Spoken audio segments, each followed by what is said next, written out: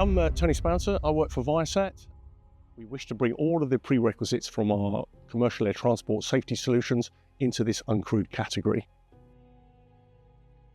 The brief was given to us was very clear.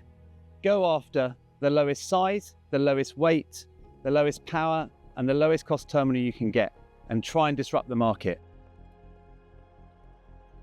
Today we're working with one of our new partners, Aero Solutions, who are a drone development company. They've developed a test platform that allows companies such as us, a technology provider, to put our products through their paces.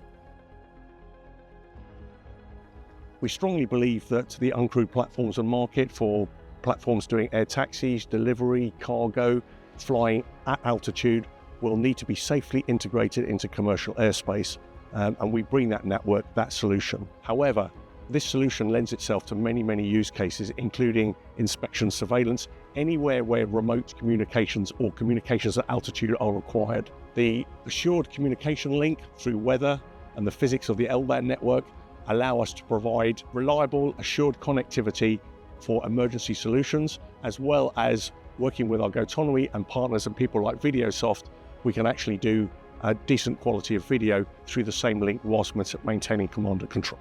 My name is Stuart McCone. I'm CEO of Videosoft Global. We've got a bunch of new technology that we're showing, new features on the software, partnership with Gotonomi, running on the Viasat L-Band satellite terminals, delivering real-time video solutions to autonomous platforms. We will demonstrate BVLOS flight, beyond visual line of sight flight, with robust communication in preparation for this to scale globally in the uncrewed market.